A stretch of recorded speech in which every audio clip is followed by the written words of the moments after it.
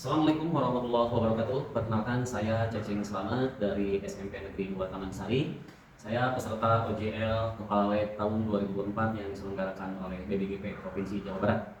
Pada kesempatan kali ini saya akan praktek menggunakan jangkar sorong. Tapi sebelum menggunakannya, saya akan menjelaskan beberapa bagian yang ada pada jangkar sorong. Nah, bagian yang terlihat dari sini, yang bagian atas itu adalah rahang bagian atas, gunanya untuk mengukur diameter dalam.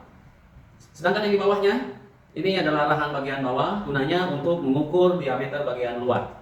Nah, kalau terlihat seperti ini diameter bagian luar. Kalau yang dalamnya, ini diameter bagian dalam. Pasti ukuran diameter dalam sama diameter luar itu pasti berbeda.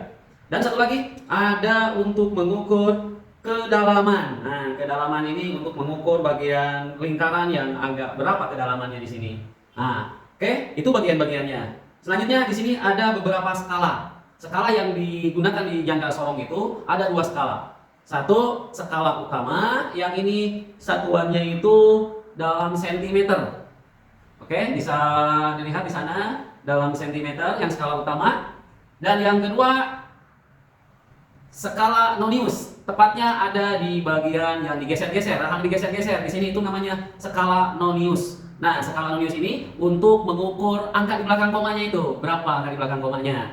Nah, selanjutnya ada apa lagi? Di sini nanti ada pengunci. Ini ada bulatan kecil untuk mengunci biar tidak menggeser setelah habis pengukuran.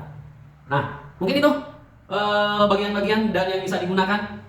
Nah, selanjutnya lihat dulu untuk mengukur diameter bagian luar. Pakai pergunakan rahang bagian bawah. Oke, kita perhatikan sini, kita perhatikan, kita kunci dulu pakai alat pengunci ini biar tidak bergeser. Lihat di sini, kita lepaskan, kita perhatikan skala yang kita pakai adalah berarti skala utamanya dulu. Skala utamanya berapa? Perhatikan angka 0 di bawah skala yang ada di rahang bagian bawah atau di skala nonius. Perhatikan angka 0 ada di skala nonius menunjukkan angka berapa di skala utamanya. Kita perhatikan di sini ada angka 1. Di sini sampailah ke sini adalah 1,5 kalau pakai satuannya senti, kalau pakai mili berarti 15. Kenapa 1,5? Karena si angka 0 ini tidak pas atau ada di antara garis antara 5 dan 6. Makanya skala utamanya kita cantumkan 15 mm atau 1,5 cm. Itu skala utamanya. Sekarang ke skala noniusnya. Skala noniusnya, perhatikan skala yang lurus dengan skala utama. Nah, kita cek. Angka 1 tidak. Angka ini 1,5 ya. Ini 5 berarti 1,5. Ini 2, 2,5, 3. 3 yang 2,5 tidak. 3 tidak. 3,5 juga tidak. Nah, di sini kita menemukan yang paling lurus antara 4 dan 5. Mana yang paling lurus? Kita ambil yang paling lurus ini angka 5. Berarti tinggal tambahkan di sini 0,5 atau ini satuannya milimeter, berarti tinggal dijumlahkan di sini. Kalau ini jumlahkan berarti 15,5 milimeter. Nah, ini adalah hasil pengukuran daripada skala diameter bagian luar. Nah, yang diameter bagian luar ini, bagian luar spidol ini, nilainya 15,5. Dan ini alat ukur yang kedua namanya mikrometer sekrup. Nah, mikrometer sekrup ini ada sebelum kita melakukan pengukuran ada beberapa bagian yang harus ditunjukkan bagian-bagiannya. Yang pertama, ini ada yang namanya prem. Prem di sini kelihatan, di sini ada jangkauannya itu 0 sampai 25 mm. Dan dengan ketelitian 0,01 mm, lebih teliti daripada jangkar sorong. Nah, selanjutnya ini ada yang namanya N-pil. Nah, ini N-pil ini adalah namanya poros tetap, N-pil ini. Dan ada yang namanya spindle. Spindle ini adalah poros geser ini, yang panjang ini yang bisa digeser-geser. Ini namanya spindle. Ada yang namanya juga slip. Slip ini tabung kecil yang tempat menyimpan skala utama. Nah, slip ini. Selanjutnya ada yang namanya timbel. Timbel ini tabung yang bisa digerak-gerakan atau yang ada tempat skala nonius. Ya, ini. Selanjutnya ada yang namanya raket. Nah, ini yang bisa sampai berbunyi klik klik. Nah, itu bunyi yang ditunjukkan oleh yang namanya racet ini. Selanjutnya lagi, yang terakhir adalah ada ukuran supaya tidak bergeser-geser, maka dikuncilah pakai ini. Nah, harus mengkalibrasi. Nah, mengkalibrasi ini menggerakkan timbel ini sampai dia terkunci, sampai dengan klik.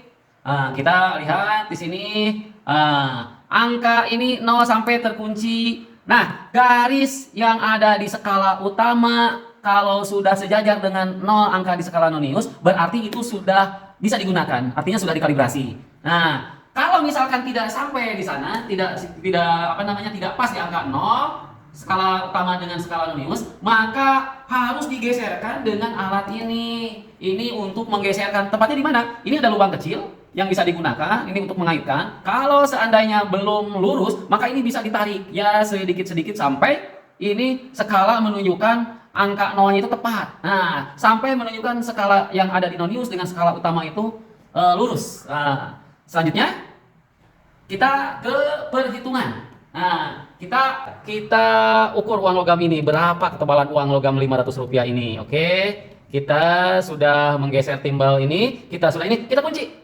klik. Nah, bisa dicopotkan. Oke, bisa dicopotkan, berarti kita lihat sini skalanya. Oke, kita hitung sambil ditulis-tulis ini. Lanjut kita hitung. Nah, lihat, perhatikan skala di sini, skala utamanya ini. Perhatikan di sini yang ditunjukkan, yang terlihat 0, 1, 2. Nah, yang di bawahnya apa? Berarti ini menunjukkan setengahnya. Berarti 0,5, 1, 1,5, 2. Berarti 2,0 mm. Ini skala utamanya. Skala noniusnya, perhatikan skala yang lurus dengan di skala utama ini. Perhatikan di sini yang lurus adalah garis ini. Berarti berapa angkanya? Berarti kita hitung dari sini. 25, 26, 27, 28, 29. Kalau 29 berarti skala noniusnya adalah 0,29. Berarti jumlahnya berapa? 2,29 mm. Kita sekarang ke penggunaan alat ukur massa. Nah, apakah namanya alat ukur massa ini? Ini namanya neraca Ahous 4 lengan. Neraca Ahous 4 lengan ini ada beberapa bagian. Yang pertama di sini ada beban geser. Nah, beban geser ini ada 4 lengan. Yang pertama lihat di sini ada ratusan, ada puluhan, ada satuan, dan ada pecahan. Nah, itu yang pertama. Yang kedua ada titik nol. Jadi ini yang sebelah sini itu harus, sebelum pengukuran itu harus berada tepat di titik nol supaya pengukurannya akurat.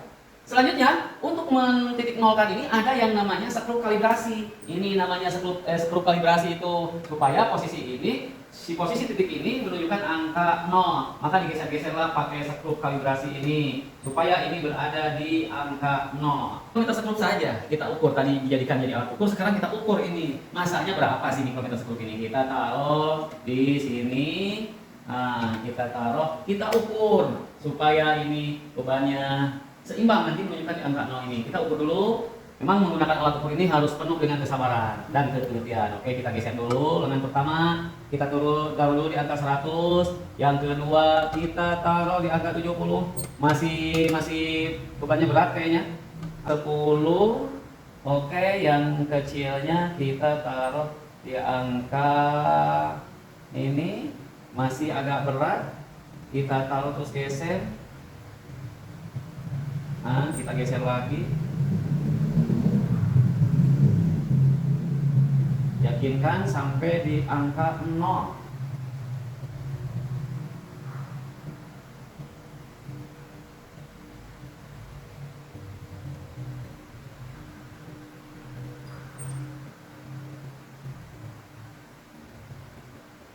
Masih berat kayaknya, kita taruh.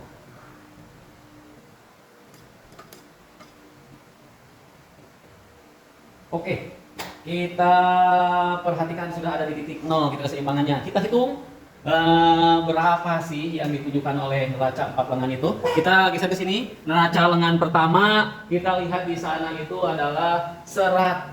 Nah, di lengan pertama itu 100. Di lengan kedua yaitu 80. Nah, 80. Di lengan ketiga perhatikan ada di angka 10. Oke. Bilangan keempat ada di angka 0,9. 0,9. Ini satuannya harus dalam gram, gram, gram, dan gram. Kita jumlahkan. 100 tambah 80 tambah 10, 190. Oh, berarti 190,9 gram. Jadi massa daripada mikrometer skrup itu yang kita ukur ini, yang tadi kita gunakan sebagai alat ukur panjang, ternyata masanya itu 190,9 gram. Mohon maaf apabila ada kekurangan, kurang dan lebihnya mohon maaf sekali lagi. Wassalamualaikum warahmatullahi wabarakatuh.